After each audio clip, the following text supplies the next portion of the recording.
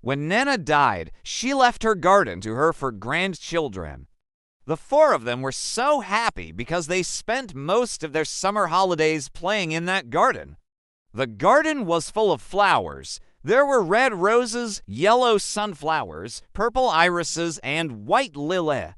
There were also apple trees and a little pond with fish. And it wasn't just any pond. It was magical.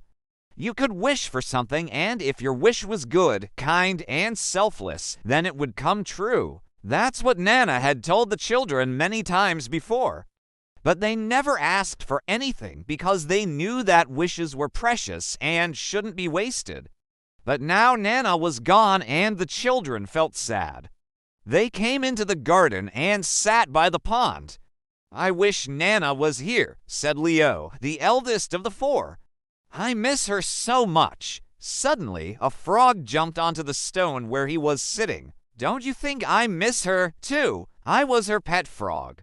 She used to take me with her everywhere." The children were so startled that they fell into the water.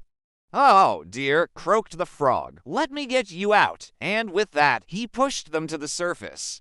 "Thank you," said Rosie, the youngest of the four. "How did Nana take care of you?" asked Leo. "Well, she stroked my back and told me stories. And in return, I kept the garden free of mice and other pests. Can you still do that?" asked Tom. "Of course, but I need your help. Would you like to take care of me and the garden? You can sit on this stone and tell me stories, and I will listen to you just like Nana did." The children looked at each other. This would be such an adventure. And who knows how long they'd be spending their holidays here. So they all agreed. The next morning, they all came to the garden with books. But when they got to the pond, they saw that the frog had disappeared. Instead, there was a note. "Dear children, thank you for agreeing to take care of me. I am very happy now. Your grandmother loved you all so much, and I know that she would be very happy to see you taking care of her garden. I have been waiting for someone like you for so long. Now I can finally fulfill my purpose. Please take good care of the garden. It is my and your grandmother's last wish. With love, Ribbit." At the bottom of the note, there was a drawing of a smiling frog. Then the children noticed something. All of Nana's flower pots were empty. Someone had taken all the plants out of the soil and put them on the stone by the pond. The rose bush had thorns and was really heavy, but somehow they managed to move it. On the other side of the stone, they found some tools. "Look, a watering can," said Rosie. "And these are some seeds," added Tom. He took one seed from the packet. "What shall we plant first?" asked Billy, the second youngest. "Why don't we plant the avens? These are Nana's favorite flowers. They're supposed to bring happiness to everyone who sees them." They worked all morning planting flowers and watering them with the old watering can. They took turns reading books aloud and singing songs. They also fed the fish and picked up fallen leaves. When they took a break, they sat on the stone by the pond and talked about everything Nana had told them about the magical garden. "She said there was gold hidden somewhere here," said Leo. "Gold," whispered Rosie. "We could use that to buy a present for someone." "That would be a wonderful idea," said Billy. "But Nana also said that the gold only appears when someone needs it. Do you think we need the gold?" asked Tom. "No, I think the real treasure is spending time together here. We should share the stories and memories of our Nana." The others nodded. They had so many questions about Nana's childhood, about when she was their age, and what her favorite memories were. Unfortunately, no one had ever recorded any of those stories. But that didn't matter because as they worked in the garden, they slowly started to piece together who Nana was and what made her so happy. When it was time for lunch, they packed their food and went to the oak tree under which they always used to play. When they were done eating, they started playing their favorite game. Each of them pretended to be Nana, and the others asked questions about imaginary adventures. "What was your favorite flower, Nana? Was it the roses?" "No, my favorite flowers were the forget-me-nots. Do you remember the forget-me-nots?" They were blue and grew by the old well. Oh, and they smelled so good. I used to make wreaths out of them and put them on top of our gate. Did you have any wishes, Nana? Wishes? Yes, of course.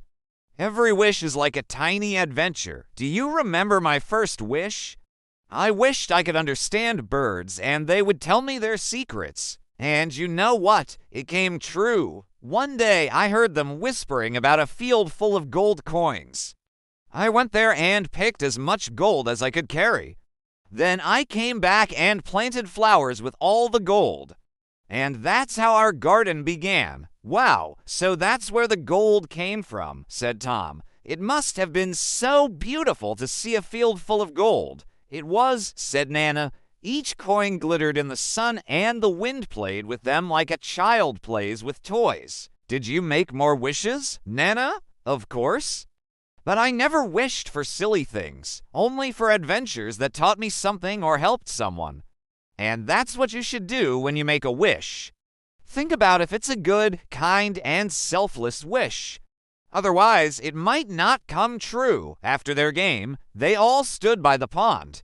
It's getting late. I want to ask you something, said Leo. Will you all come back tomorrow? Of course we will, said Tom. This is the best adventure. And with that, they all went home. The next morning, they all met by the oak tree. Who wants to look for the gold?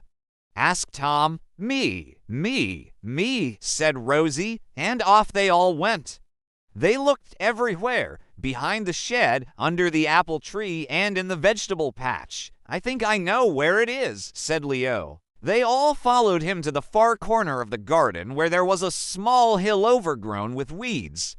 Wow, I can't believe it, said Rosie. The hill was indeed full of shiny gold coins. They quickly filled their pockets and ran to the pond. Ribbit, said a familiar voice. They turned around and saw that the frog was back. Ribbit, what? Asked Tom. You found the gold. I knew you would. You are worthy, just like your grandmother. Thank you, said Leo. Now our Nana's garden is beautiful again, and we have some money for a present, too. Good. Now I can finally rest in peace. Take care of this garden and of each other. And with that, the frog hopped into the pond.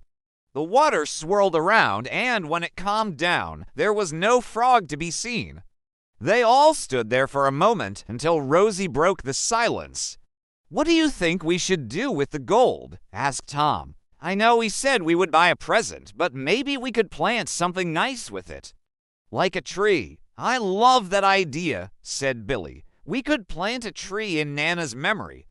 That would be her favorite present. Me too, said Leo. So they all took the gold coins, went to the center of the garden, and dug a big hole. They planted the sapling and watered it. Then they stood around it holding hands to Nana with love.